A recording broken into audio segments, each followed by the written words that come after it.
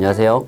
오늘은 서울창업허브와 함께하는 스타트업 단계별 자금 조달 전략에 대해서 강의를 하려고 합니다. 1강인데요. 스타트업이 첫 단계부터 마지막 단계까지 어떻게 자금을 구해야 되는가, 그 방법이 사업 계획서 안에 있거든요. 그래서 하나하나 알아보는 시간을 갖도록 하겠습니다. 첫 번째로 정부 지원 사업 계획서는 일반 사업 계획서와 무엇이 다른가부터 알아보려고 하는데요. 우리가 보통 사업 계획서를 작성하는 목적이 4가지가 있습니다. 첫 번째는 전략을 도출하기 위해서, 두 번째는 공모전과 경진대회에 나가기 위해서, 세 번째가 정부 지원 사업에 지원하기 위해서, 네 번째가 투자를 받기 위해서, 이 4가지가 있다고 보시면 되겠습니다. 그런데 가장 많이 하는 거는 뭐냐? 정부 지원 사업을 받기 위해서, 그러니까 선정되기 위해서 사업 계획서를 작성한다고 보시면 될 것 같아요. 많은 경우에 팀 내에서 뭔가 우리가 뭐 사업 전략을 도출하기 위해서 뭐 아이디어를 끄집어내서 서로 의견을 나누고 그러기 위해서보다는 뭔가 지원금을 받기 위해서 사업 계획서를 내야 되는 부분이 있거든요.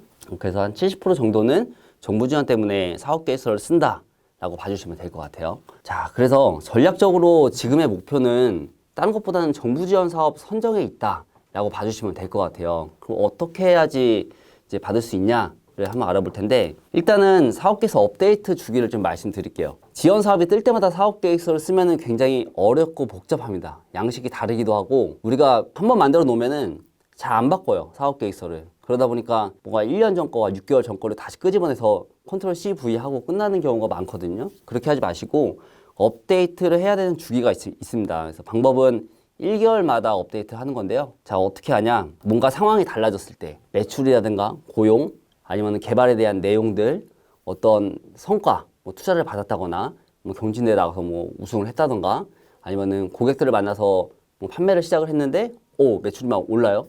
그런 것들이 생길 때마다 조금씩 사업계획서에 누적을 해두시고 뭔가 업데이트를 해주면 굉장히 좋습니다. 그 시기를 너무 짧게도 하지 마시고 1개월마다, 그러니까 월말 결산하시잖아요. 월말 결산할 때 같이 사업계획서도 뭔가 업데이트를 해주시면 좋다라는 겁니다. 자, 그러면 우리가 2가지를 좀 알아봐야 되는데요. 전략 도출형 사업계획서가 있고 정부 지원 사업용 사업계획서가 있어요. 이게 뭐가 다르냐면은, 전략 도출형은 내가 지금 있는 상황 그대로를 쓰는 거예요. 진짜 전략을 이제 끄집어내야 되니까. 그런데 많은 경우가 정부 지원 사업용 사업계획서를 작성할 때는 꾸밉니다. 좀 더 넣어요. 양념을 친다는 거죠. 그러니까 지금 상황이 한 90%다. 그러면은 120%, 뭐 130%까지 이제 더 양념을 치는 거죠. 그 나쁘다보다는 뭔가 내가 할 거다라는 미래형을 자꾸 넣게 돼요.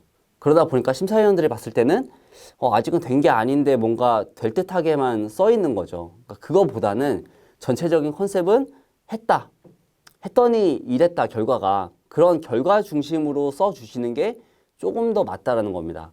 우리가 정부 지원 사업을 생각을 했을 때, 나 이제 이런 아이디어 있으니까 자금 조달해 주세요. 안 됩니다. 이제는 그런 시대가 아닌 것 같아요. 나 이렇게 열심히 발로 뛰었는데 이런 결과 나왔다. 그러니까 조금만 도와주세요 라는 컨셉으로 쓰시면 더 좋은 결과가 있을 거라고 생각이 됩니다. 자, 그래서 사업계획서의 기초가 이제 2가지가 있는데, 뭐냐면은 한글과 PPT예요. 뗄래야 뗄 수가 없는 거예요. 내가 생각하고 있는 게 머릿속에 있는데 한글로 쓰려고 하니까 이게 텍스트밖에 안 써지는 거죠. 그렇게 되면은 나는 10 정도를 표현하고 싶어도 2나 3밖에 표현이 안 되는 거예요. 그럼 여러분들께서 2 또는 3 정도의 어떤 사업계획서 결과물을 가지고 평가를 받게 됩니다. 그러면 속상하죠? 이게 평가를 잘 못 받게 되니까. 그래서 우리가 기본적으로 한글과 PPT는 충분히 연습을 하신 다음에 사업계획서를 쓰시면 더 좋을 것 같아요. 그 중에 하나가 많이 놓치는 게, 한글은 세로형입니다. 세로형. 그죠? 길죠? PPT는 가로형이에요. 무슨 얘기냐면은, 한글은 텍스트가 조금 더 많아요. 7:3 비율이에요. 한글과 이미지가. PPT는 반대입니다. 이미지가 7, 한글이 3 정도예요. 그러니까 이 비율을 잘 조절하시면 돼요. 이제 간혹 가다가 1차 통과됐어요. 한글 사업계획서로. 그래서 그거를 복사 붙여넣기 캡처해가지고 PPT에다 옮겨 넣으시는 분들이 있는데, 기획을 다시 해야 됩니다. 기획을 다시 하라는 건데 판을 다시 짜라는 거예요. 그게 귀찮아서 그냥 컨트롤 C, V 하시면은 충분히 전달이 안 되거든요. 제가 사업계획서에 4가지 중요 포인트를 짚어드릴 건데요. 이 4가지만 잘 알고 계셔도 큰 맥락을 잘 잡으실 수 있을 거라고 생각이 들어요. 첫 번째 파트는 개발 동기부터 시작을 합니다. 개발 동기와 창업 동기. 이게 비슷해 보이지만 좀 미묘하게 다른 게 있거든요. 그러니까 내가 왜 개발을 해야 되는가, 그리고 개발된 걸로 어떻게 사업화를 할 것인가, 왜 해야 되는가 사업화를, 이 부분에 대한 게 첫 번째고, 두 번째는 아이템과 차별성. 이 두 개는 붙어 다닙니다. 내 아이템이 있는데 어떤 기능이 있다고 막 설명을 해도 전달이 안 되죠. 뭐가 다른가를 명확하게 설명하는 게 포인트입니다. 그 다음에는 기술성과 비즈니스 모델. 그 기술이 아무리 좋아도 돈으로 직결되지 않으면 의미가 없죠. 그러니까 이 세 가지가 한 라인이에요. 왜 시작해야 되는가? 뭐가 다른가? 어떻게 돈 벌 것인가? 이 세 개를 잘 묶어내서 사업 계획서에 적는 방법을 많이 고민하시면 좋을 것 같아요. 두 번째 파트는 뭐냐면 시장입니다. 그래서 그 돈을 어느 시장에서 벌 거냐, 어느 타겟으로 벌 거냐, 어른한테 팔 거냐, 청소년한테 팔 거냐, 유아한테 팔 거냐, 그죠? 타겟을 정확히 분석을 해야겠죠. 그 다음에는 경쟁사와 시장 포지션, 어떤 경쟁사가 있냐. 나는 7,000원을 팔고 싶은데 경쟁사가 3,000원을 팔아요. 그럼 뭐가 다른가? 난 프리미엄 전략으로 갈 것인가? 아니면은 어떻게 내가 다르게 포장을 해서 상품을 전달할 것인가 고민하셔야 되고, 그 다음에는 마케팅이죠. 단계별로 고객을 확보하기 위한 전략들을 써내려가야 됩니다. 단순히 SNS 마케팅 하겠다, 뭐 하겠다가 아니라 단계별로 하는 부분들이 필요한 거죠. 이 세 가지가 또 이제 두 가지 맥락이라고 보시면 될 것 같고, 세 번째는 이제 사업화 계획. 사업화 어떻게 할 거냐? 내가 자금 어떻게 구하고, 팀은 또 어떻게 구하고, 기술도 계속 개발을 하셔야 되니까 특허는 언제 낼 것이고, 이런 부분들. 그 다음에는 대표 소개. 나는 누구냐? 그리고 우리 팀은 그러니까 어떤 전문가들이 모여 있냐? 라는 거고, 마지막으로 이제 자금 조달. 어떤 방법으로 자금을 끌어당겨서 사업화를 이어갈 거냐. 이 세 가지입니다. 아주 어렵죠, 사실. 어렵긴 하지만 다 써 내려가야 됩니다. 이런 부분들을 심사위원들이 보고, 아, 이분은 예비 창업자가 좀 적합하다. 그러면은 예비 창업 패키지. 초기 창업인데 좀 필요할 것 같다 하면 초기 창업 패키지. 단계별로 자금 조달 받는 방법들이 좀 다릅니다. 포인트가.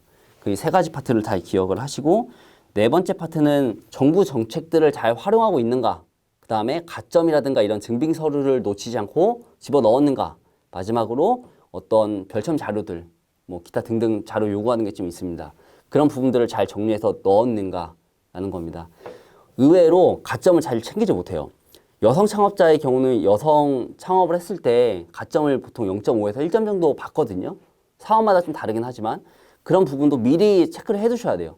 안 내면 못 받는 거예요. 그래서 이 정부의 정책 또한 이렇게 많아요. 요즘에 뭐 AI다, 뭐다, 뭐 그다음에 뭐 시니어다, 내가 관련된 아이템이 있다면은 찾아보세요, 정책들을.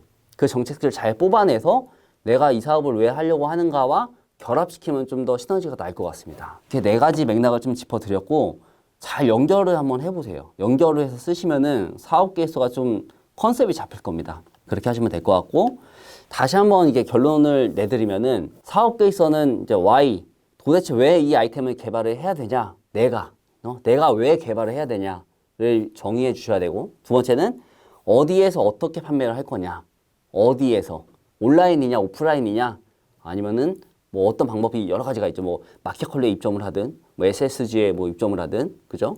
그 다음에는 누가 이 사업을 성공시킬 것이냐, 내가 혼자 할 거냐, 아니면 나는 빠르게 어느 지점까지 성장을 해서 또 다른 회사와 합병을 하든 인수를 하든 어떤 방법으로 빠르게 성장을 할 거냐. 우리가 스타트업이기 때문에 빠르게 성장해야겠죠. 그런 방법들을 잘 모색한 다음에 사업 계획서를 쓰기 시작하셔야 되는 거예요. 내가 그냥 나 써야지, 지원금 받아야지 하는 생각을 갖고 그냥 양식 다운받아서 쓰기 시작하면은 어려울 거예요. 이게 어떤 컨셉이 잡히지 않은 상황에서 쓰다 보니까 내가 왜 쓰지? 어느 순간 그런 생각이 들 수도 있습니다. 그래서 다시 한번 정리를 한번 해보시고, 내가 왜 써야 되는가? 난 누구인가? 왜 이 사업을 성공시켜야 되는가를 명확하게 이해하시고 작성하시면 좋을 것 같습니다. 네, 1강에서는 일반용 사업 계획서와 정부 지원 사업 계획서가 무엇이 다른지, 또 내가 어떤 컨셉을 갖고 작성을 해야 되는지 알아보았습니다. 그래서 우리가 2강에서는 뭘 알아볼 거냐면 누구나 쉽게 따라할 수 있는 시장에서의 고객 세분화 방법을 알아보도록 하겠습니다. 고맙습니다.